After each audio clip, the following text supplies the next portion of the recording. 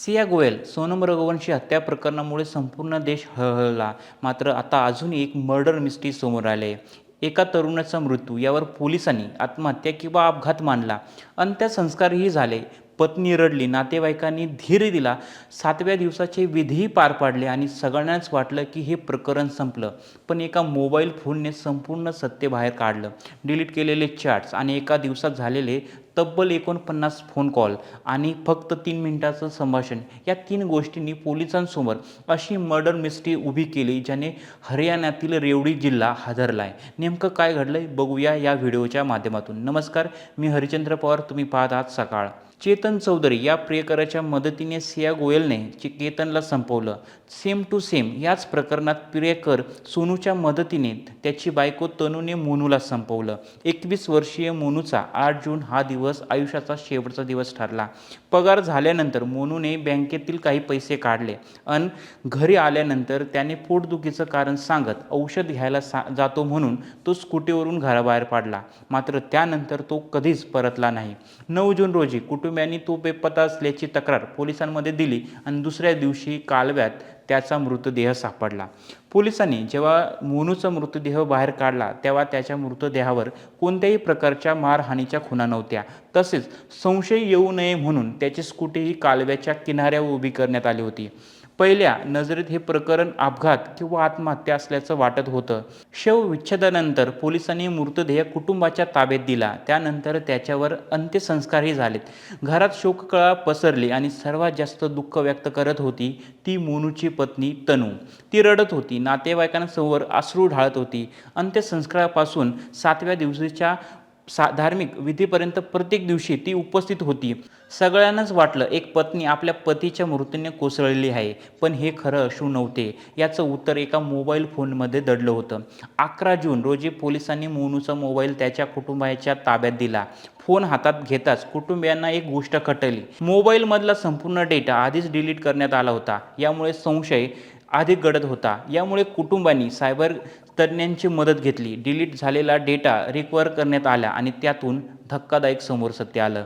8 जून म्हणजे मोनू बेपत्ता झाल्याचा दिवस. त्याने पत्नी तनूला तब्बल 49 वेळा फोन केला होता. या दोघांमध्ये जवळपास 3 मिनिटाचंही संभाषण झालं होतं. इतकंच नाही तर रिकव्हर झालेल्या चॅटमधून समोर आलंय की तनूनेच मोनूला भेटण्यासाठी बोलवलं होतं. म्हणजे मोनू औषध आणण्यासाठी नव्हे तर पत्नीला भेटण्यासाठी घराबाहेर पडला होता आणि तोच त्याचं शेवटचं पाऊल ठरलं होतं. हा सगळा प्रकार मोनूच्या कुटुंबाला माहिती झाला. त्यांनी कोणताही गाजावाजा केला नाही. आधी सर्व धार्मिक विधी पूर्ण होऊ दिले. त्यानंतर मोबाईलमधील सर्व पुरावे पोलिसांच्या स्वाधीन केले. मात्र सुरुवातीला पोलिसांकडून अपेक्षित वेगाने कारवाई झाली नव्हती. 2 जुलै रोजी मोनूच्या कुटुंबियांनी थेट पोलीस अधीक्षकांची भेट घेतली. त्यानंतर तपासाला वेग आला. सायबर पुरावे, कॉल डिटेल, चॅट्स आणि चौकशी या सगळ्यांच्या आधारे हा तपास उलगडत गेला आणि हा थरारक कट समोर आला. पोलिसांच्या चौकशीत आरोपी पत्नी तनू अखेर कोसळली. तिने गुन्ह्याची कबुली दिल्याचा दावा पोलिसांनी केला. तपासानुसार 8 जून रोजी तनूने मोनूला फोन करून बोलवलं होतं. त्या ठिकाणी आधीच तिचा प्रियकर सोनू आणि त्याचे साथीदार हरिओम आणि अमन दवा धरून बसले होते. मोनू तिथे पोहोचताच त्याला पकडण्यात आलं. त्याचं तोंड आणि नाक दाबण्यात आलं. तो बेशुद्ध पडताच त्याला जिवंत अवस्थेत कालव्यात फेकून देण्यात आलं. यामागचा उद्देश एकच की मृत्यूचं कारण पाण्यात बुडल्यासारखं दिसावं आणि संपूर्ण घटना अपघात किंवा आत्महत्यासारखी वाटावी इतकंच होतं. संशय येऊ नये म्हणून त्याची स्कूटी कालव्याच्या काठाड्यावर उभी करण्यात आली होती. म्हणजे संपूर्ण कट अगदी बारकाईने आखण्यात आला होता. या प्रकरणात पोलिसांनी मुख्य सूत्रधार मानल्या जाणाऱ्या पत्नी तनूला अटक केली आहे.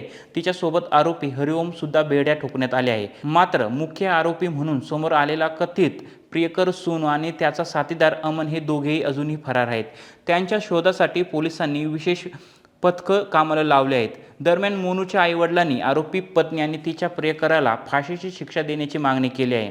विश्वास, प्रेम आणि नातं या तिन्ही गोष्टींवर प्रत्येक संसार उभा असतो. पण जेव्हा या नात्याचा विश्वासघात होतो तेव्हा त्याचा शेवट भयानक असू शकतो. याचं हे धक्कादायक उदाहरण आहे. एका मोबाईलमधून रिकव्हर झालेला डेटा, 49 फोन कॉल्स आणि अवघ्या 3 मिनिटाचं संभाषणानं आत्महत्याचं दिसणारं प्रकरण थेट सुनियोजित हत्याकांडात बदललं. आता फरार आरोपी पोलिसांच्या ताब्यात कधी येणार, न्यायालय या प्रकरणात काय निर्णय देतं याकडे सर्वांचं लक्ष लागून आहे. धन्यवाद. महाराष्ट्रातील सर्व बातम्यांचे विश्वासार्ह व्यासपीठ. सकाळच्या सर्व सोशल मीडिया प्लॅटफॉर्मला लाईक, फॉलो आणि सबस्क्राईब करा. तसंच सर्व नोटिफिकेशनसाठी बेल आयकॉन प्रेस करायला विसरू नका.